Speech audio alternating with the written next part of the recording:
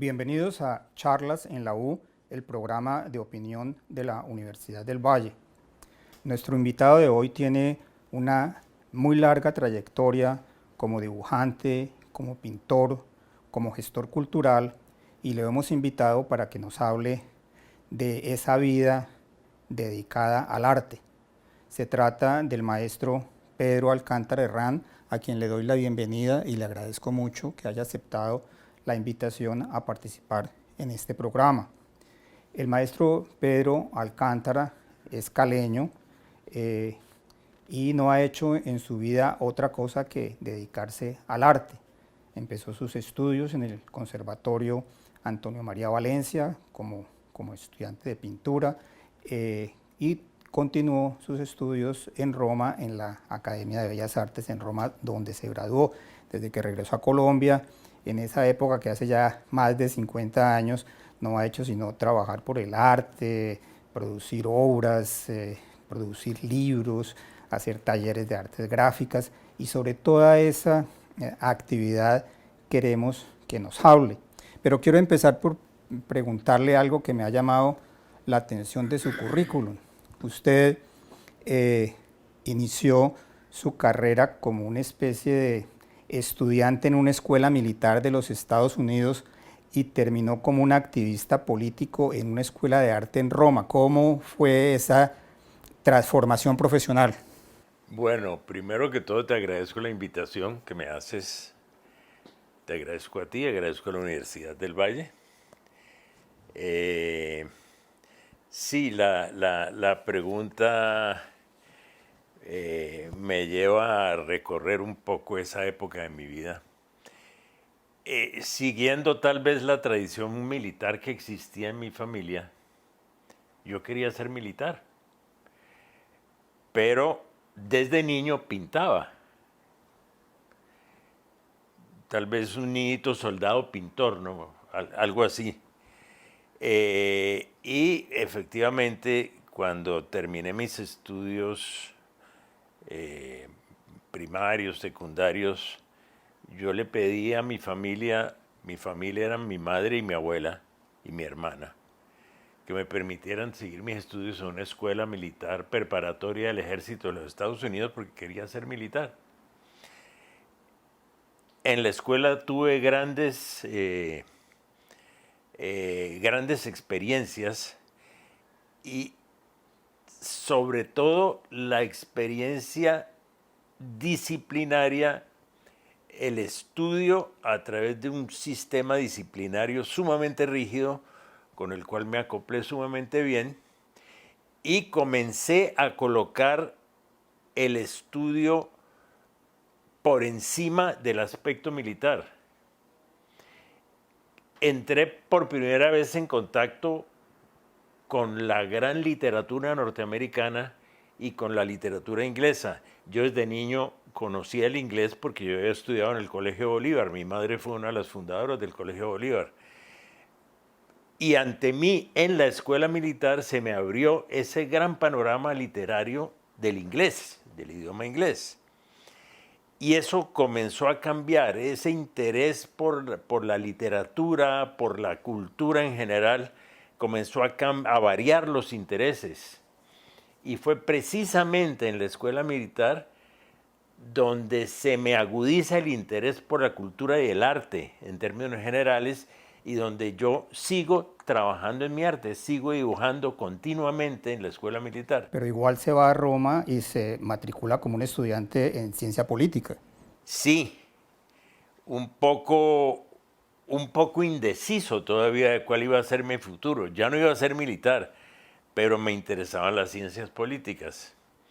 Entonces me matriculo en la Universidad Prodeo en Roma, que era una universidad católica, muy rigurosa, casi tan rigurosa como la escuela militar, donde se asistía con saco y corbata en la época. Pero simultáneamente comienzo a asistir a la Escuela de Bellas Artes de Roma, a una sección que tenía la escuela que se llamaba la Escuela Libre, donde personas que aspiraban más adelante a entrar a la escuela podían pasar por la Escuela Libre, como un preámbulo para la academia. Estando en la Escuela Libre y en la Universidad Prodeo simultáneamente, tomé la determinación de dedicarme únicamente a la Escuela de Bellas Artes. Su generación, que es la generación que, digamos, sale a la luz pública en los años 60 y 70, está, en el caso latinoamericano, muy marcada por la Revolución Cubana, pero también en el caso europeo está marcada por una gran ebullición artística. ¿Usted es producto de esas dos cosas? Sí, claro que sí. Italia me impactó muchísimo. Cada vez los impactos y los embates culturales que yo recibí eran mayores. Salgo de los Estados Unidos, de escuela militar, donde he descubierto la literatura en idioma inglés. Llego a Italia, estudio italiano, descubro el Renacimiento italiano, que impacta de una manera impresionante sobre mí. Yo tenía en ese momento tal vez, no sé, 18 años. Comienzo a conocer la literatura italiana, la literatura francesa, porque también desde niño había estudiado francés. Comienzo a darme cuenta qué estaba sucediendo en el arte en Italia, en Francia y en España en ese momento, donde estaba en pleno auge el informalismo español. Y comienzo a darme cuenta de que había un movimiento que me atraía muchísimo a mí, como a todos los jóvenes de la época, que era el existencialismo. Que eran dos inmensas figuras, siendo el existencialismo un movimiento literario y filosófico muy, muy grande, pero eran dos inmensas figuras en ese momento, que eran Jean-Paul Sartre y Albert Camus, que ejercían una gran influencia sobre la juventud de ese momento. Usted sale de Italia y llega a Cali como un joven existencialista entrenado en las técnicas más modernas del arte, a una sociedad parroquial. Aquello debió haber sido una especie de shock para su familia y el resto de la humanidad, ¿o no? Yo llegué aquí en un momento, sí, convertido en un joven existencialista, pero que también había asistido a los grandes debates del marxismo en la Europa de esa época, los grandes debates que existieron entre el Partido Comunista Italiano y el bloque soviético. El Partido Comunista Italiano era un partido que defendía una gran autonomía en muchos sentidos, incluyendo el sentido de la defensa de la libertad artística. Entonces yo venía un poco metido en todo ese mundo de las grandes discusiones de la izquierda europea, sobre todo la izquierda italiana, la izquierda francesa, pero también sumamente influido por el existencialismo, y encuentro aquí un movimiento llamado el movimiento nadaísta, y me integro al movimiento nadaísta. Me pareció lo más afín a aquello que yo llegué aquí sintiendo, y entro a este movimiento nadaísta. Conozco unos grandes poetas como Gonzalo Arango, J. Mario, X504, bueno, en fin.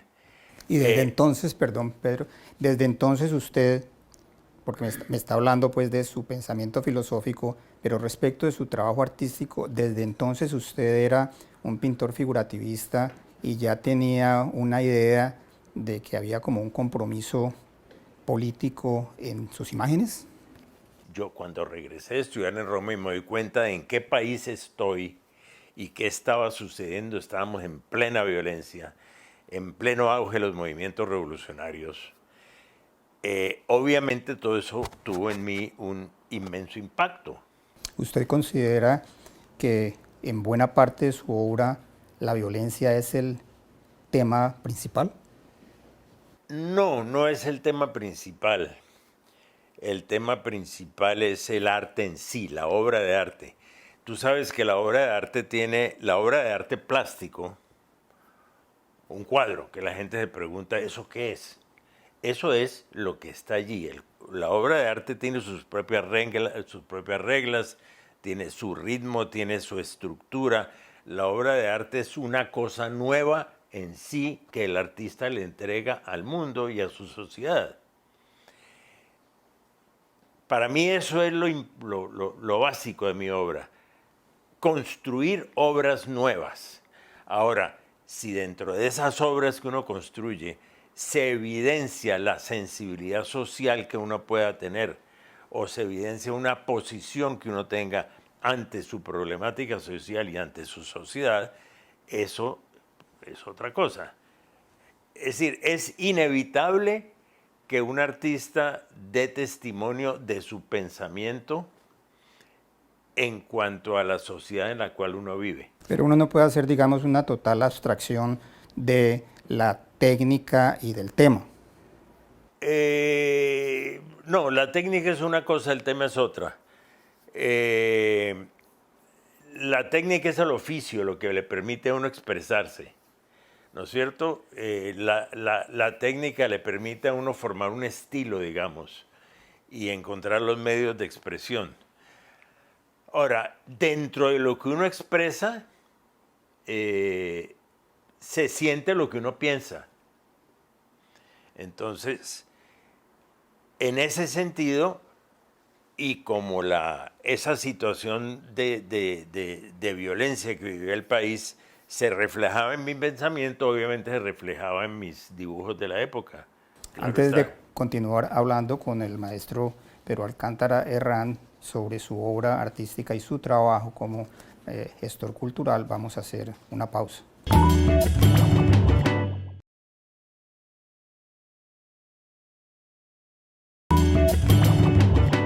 Continuamos con la entrevista que le estamos haciendo al maestro Pedro Alcántara Herrán sobre su obra y su trabajo. Hay un tema que es recurrente en la crítica de arte y es el arte político. ¿Es el arte político? ¿Hay una intención política en el arte?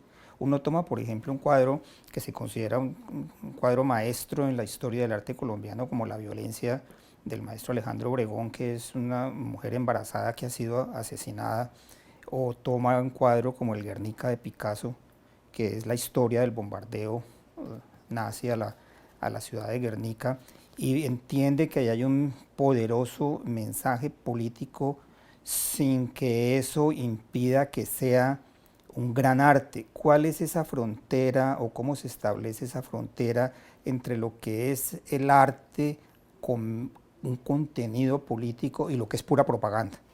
Mira, yo te diría, para tratar de resumirte ese punto que es tan importante, has mencionado dos ejemplos grandes, uno del arte nacional que es Obregón y uno del arte universal que es Picasso. Se trata de dos grandes artistas humanistas, sobre todo dos grandes humanistas, que demuestran en sus obras una inmensa sensibilidad social y un inmenso respeto por lo que sucede en su tiempo, en sus respectivas sociedades, y se sienten en la obligación de poner eso de manifiesto. Entonces, ¿es o no es político?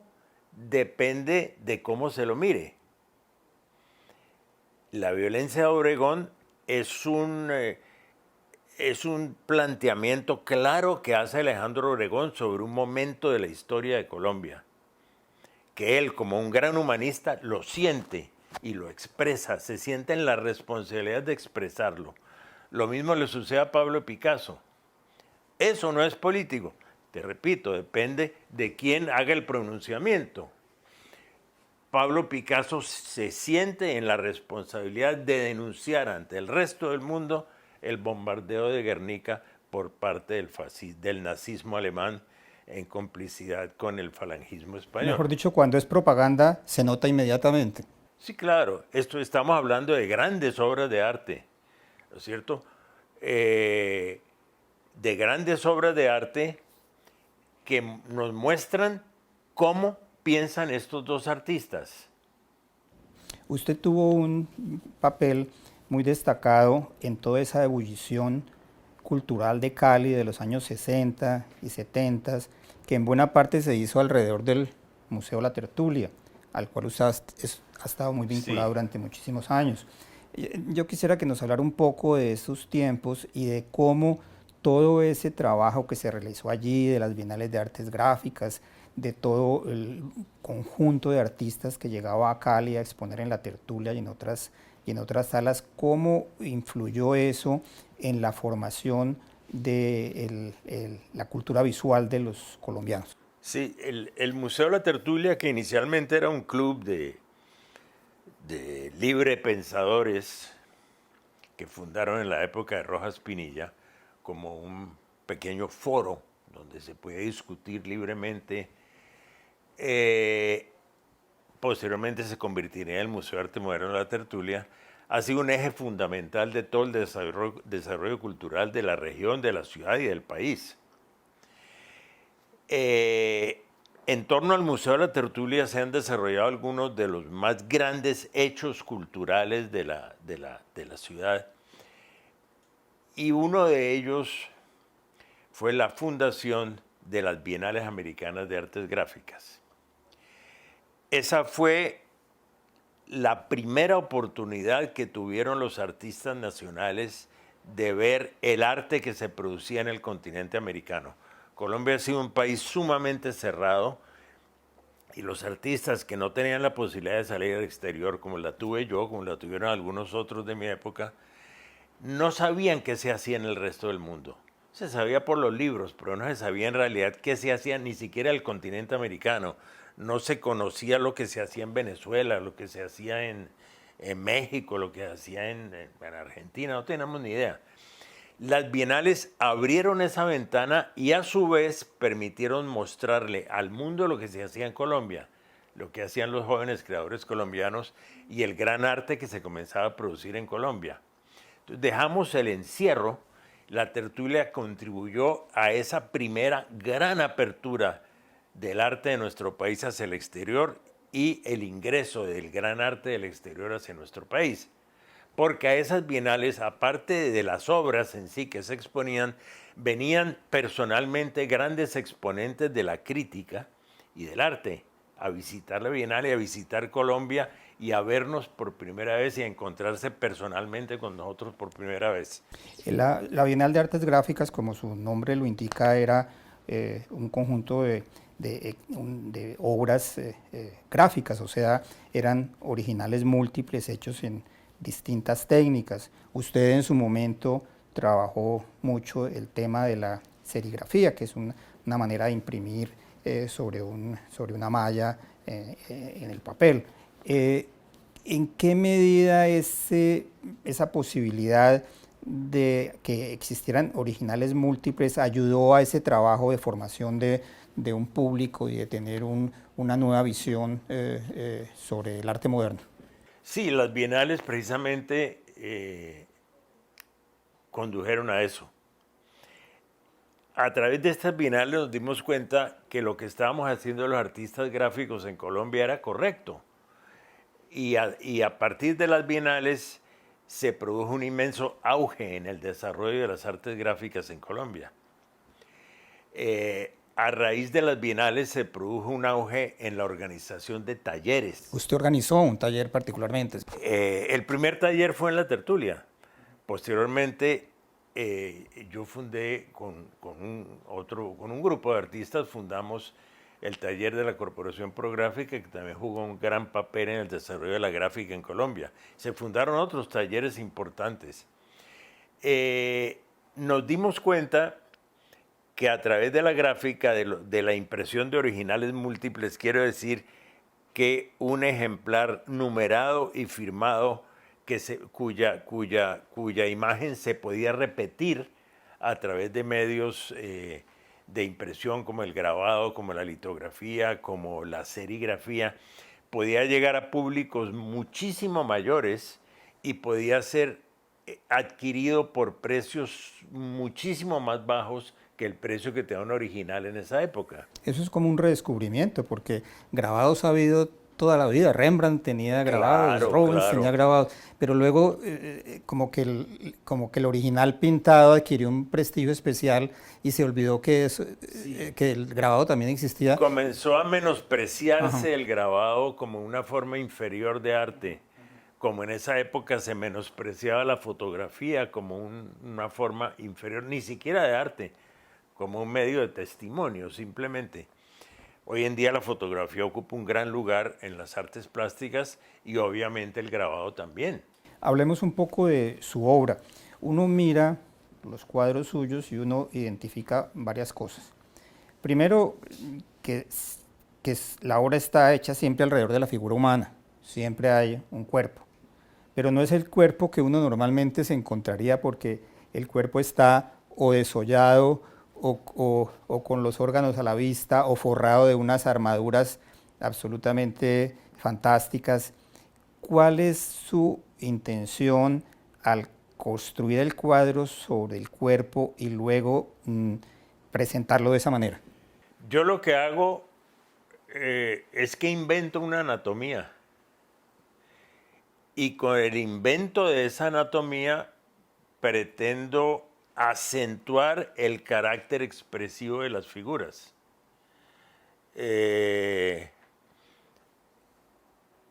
Eso me he dado cuenta después de que las he elaborado. Muchos años después me he dado cuenta que lo que yo venía haciendo era construyendo una nueva anatomía para reforzar la capacidad expresiva que yo quería otorgarle a esas figuras. Es decir, yo sentía que con esas figuras yo tenía que expresar mi inconformidad, que yo tenía que expresar tal vez mi rabia, mi alegría, que yo quería expresar mis sentimientos a través de esas figuras, y que la manera de hacerlo era crearles un nuevo entorno físico, crearles una nueva anatomía. Y eso que muchas personas, muchos críticos han llamado figuras desgarradas, realmente no son figuras desgarradas, son figuras reconstruidas a través de una nueva anatomía. Si uno revisa lo que se está presentando en el mundo del arte por estos días, porque se están abriendo exposiciones por todas partes, hay ferias de arte en París, en Dubái, en Basilea, en Los Ángeles, en Miami, y que entre otras cosas todas se pueden ver en YouTube porque la pandemia ha abierto los museos para el conocimiento de la humanidad entera, y igualmente algunas otras ya más dedicadas al arte moderno, como la Documenta de Kassel o la Bienal de Venecia, y encuentra esas enormes instalaciones muy influenciadas por la tecnología, muchas instalaciones que son de una gran sofisticación técnica y muy poca pintura. ¿Cuál cree usted que es el futuro de la pintura en el arte moderno?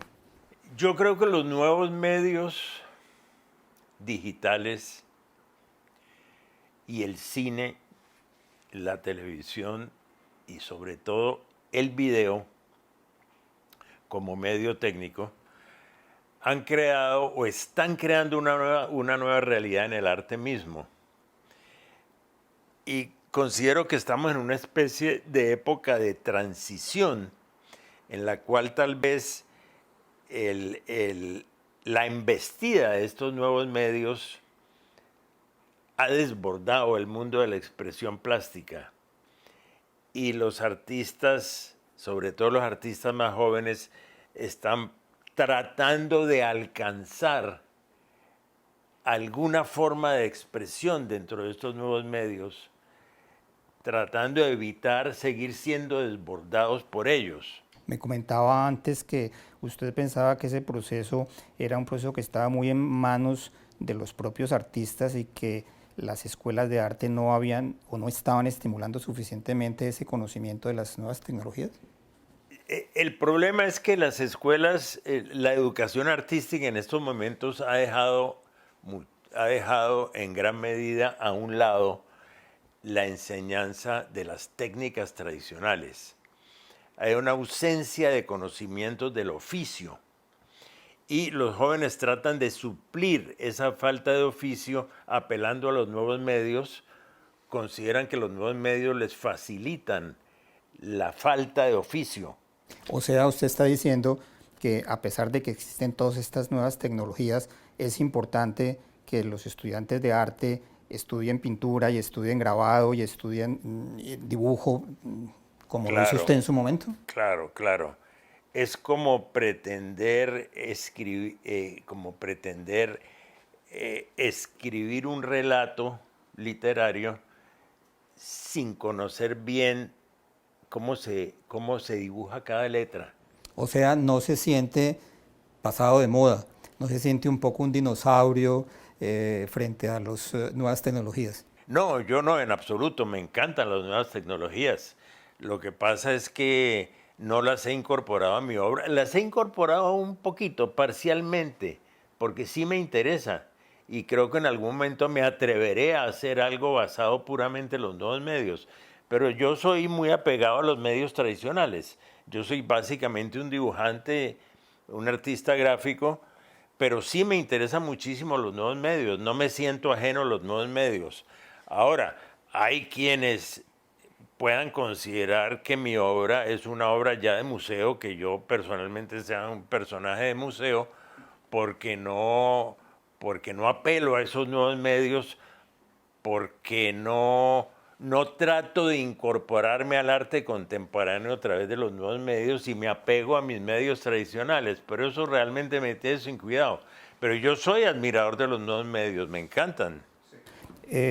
Quiero agradecerle al maestro Pedro Alcántara Herrán que haya participado en este programa de charlas en la U sobre un tema que es un poco esotérico para el grueso público, pero espero que esta conversación le haya servido a mucha gente a entender un poco cómo entender el arte moderno, qué es lo que intenta hacer el arte moderno, cuáles son sus propósitos de interpretar este mundo que como es tan complicado pues, y confuso, pues el arte también tiene esas características. Quiero agradecerle a Pedro que haya venido hoy e invitarlos a una nueva emisión. Muchas gracias.